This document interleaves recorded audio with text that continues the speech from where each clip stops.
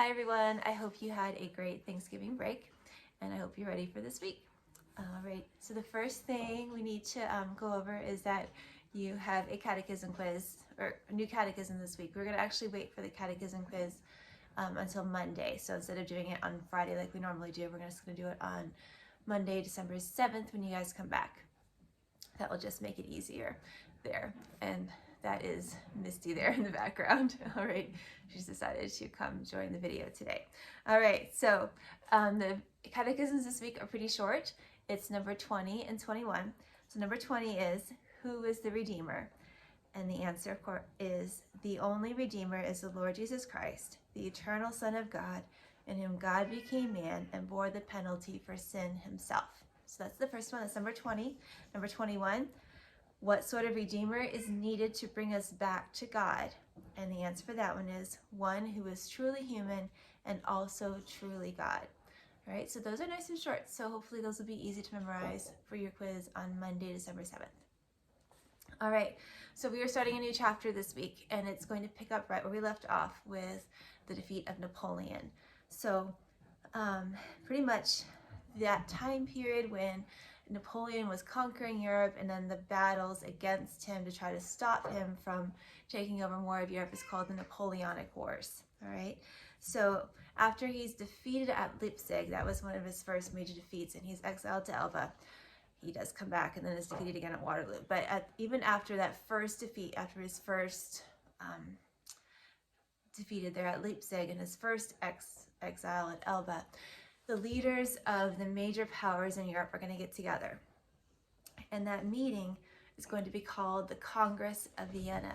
Now, the word Congress there doesn't refer to like a legislative body like we think of the Congress of the United States with the House of Representatives and the Senate.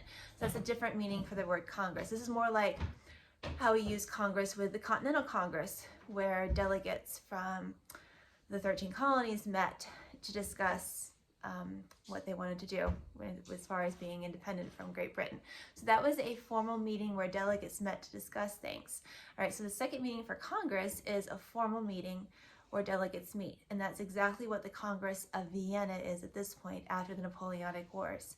So you're going to have four of the major powers that are going to make most of the decisions. There's other countries that join, but the four major powers that are going to be at this Congress of Vienna, who are going to pretty much drive the discussions there, are going to be France, Great Britain, or Britain at that point, sorry, France, Britain, Austria, and Russia. Okay, so you need to know those are the four major powers: France, Britain, Austria, and Russia. Prussia is there as well, not quite as influential as the others. So the men that you need to know for those places, so you need to know these, the delegates, representatives that came from those four major powers. First with France, it's a man named Talleyrand, and he actually was influential in the French Revolution, which is interesting because he kind of switches sides here. But he is going to be the British foreign minister underneath King Louis XVIII. So we'll talk about how he comes to power in a little bit. But he's going to serve Louis XVIII, and he's going to come to the Congress of Vienna as France's representative there. It's interesting that the defeated power is at this meeting. Okay, normally it's not, but France is allowed to participate in these discussions about what to do with Europe.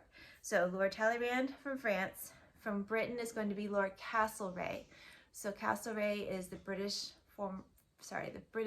foreign minister, and he's going to be Britain's representative there.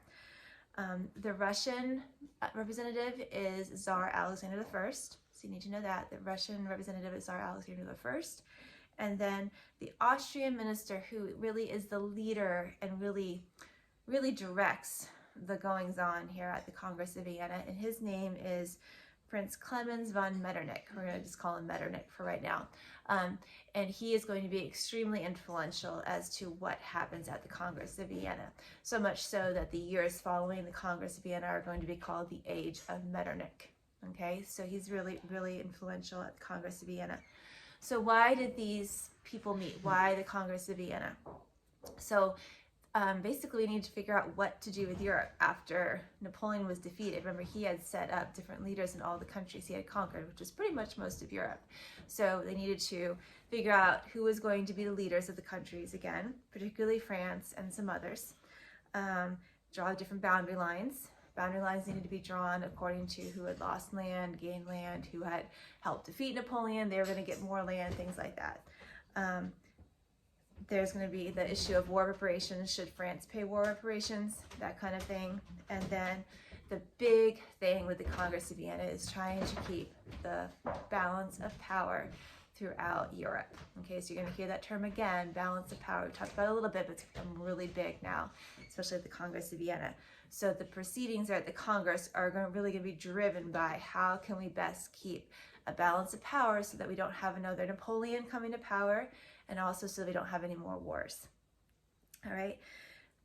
Big thing you need to know is that the Congress of Vienna is run by conservatives. Okay, so conservatism, there's going to be several isms that we're going to learn about. Actually, after you're finished watching this video, you have an assignment to watch a video on the different isms of the 19th century. So you'll see that come up as well.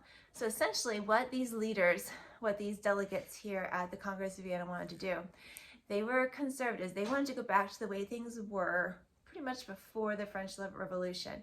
If they could erase time and kind of rewind things back to start over again right around 1792, before Louis XVI was executed, before France no longer was a monarchy, they kind of wanted to go back to that point where there were a few reforms that were made, where there was a constitution, but yet not all the craziness of what followed with the Reign of Terror and all of that.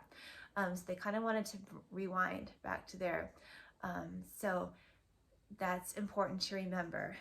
You'll hear more about conservatism and liberalism and nationalism and socialism in the video that you're going to watch after this. All right, so today, your assignments today: 1, watch the isms, 19th century isms video, answer the questions that are embedded within the video there.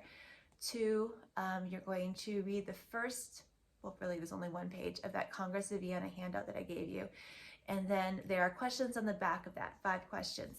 I have put those as a Google form, also on an assignment there in Google Classroom. So I'd like you to answer them within Google Classroom so that I can easily see that you've done them. So that's an assignment there. That's better than having to take a picture of them and sending it to me that way. So I figured just answer the questions within that Google form that I've set up for you there. All right, I hope you have a great day, and I'll see you tomorrow in your Google Meet. Bye.